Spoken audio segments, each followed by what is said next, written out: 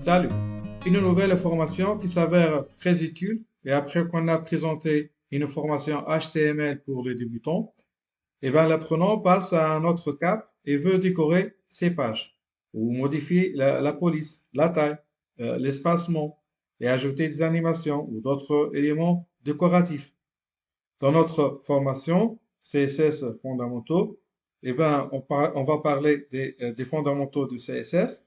Ça veut dire les bases du CSS, de la mise en forme, des grids, des flexbox, en passant par le web responsif. Alors, définissons-nous le terme CSS tout d'abord. On a googlé et voilà le résultat. Quand vous remarquez dans cette page de recherche de Google, on a une petite définition de la part de Wikipédia.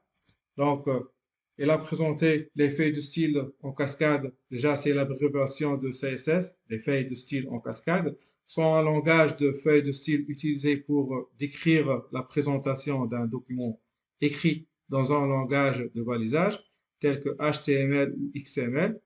En plus, le CSS est une technologie fondamentale du World Wide Web. Ça veut dire, le CSS, ce n'est pas un langage de balisage. Ce n'est pas comme le HTML, ni un langage de programmation. Ce n'est pas du JavaScript ou du Java ou du PHP, mais plutôt un langage de styling pour styler nos pages.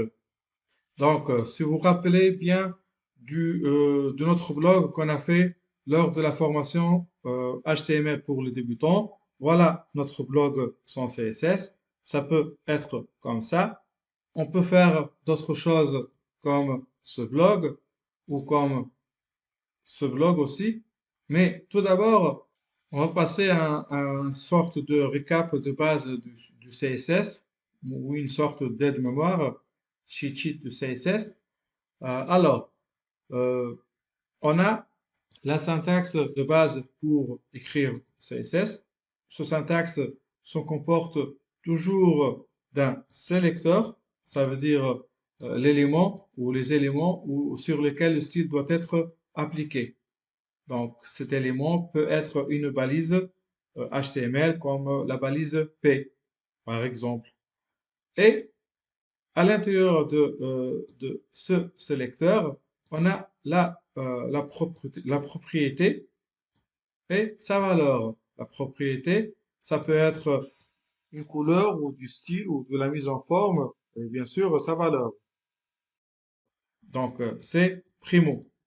Secondo, on a trois endroits pour écrire CSS. On peut l'écrire ou on peut intégrer le CSS directement dans l'élément lui-même. Ça veut dire à l'intérieur de la balise. Ou on peut l'apporter ou on peut l'intégrer à l'intérieur des balises style ou et slash style pour fermer, bien sûr, cette balise. C'est un système de balisage. Et enfin, dans un fichier dédié, par exemple style CSS, et on va l'appeler à travers la balise link et on va relier une page HTML quelconque par cette feuille de style CSS. Troisièmement, on a les sélecteurs et leur syntaxe. On a plusieurs façons d'écrire une syntaxe en CSS. On a plusieurs façons d'identifier des classes CSS. On va les utiliser tous dans cette formation. Et enfin, une quatrième chose qu'on doit le connaître. Donc, ce sont les propriétés CSS. On a regroupé ça par famille.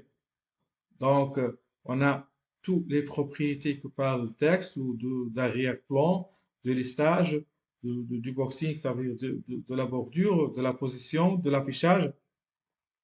Bien sûr, on va faire notre formation toujours à l'aide de la référence CSS la plus connue qui est le w3schools.com.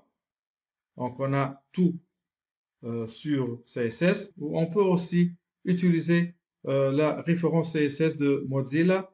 Donc, elle est aussi très utile et très riche.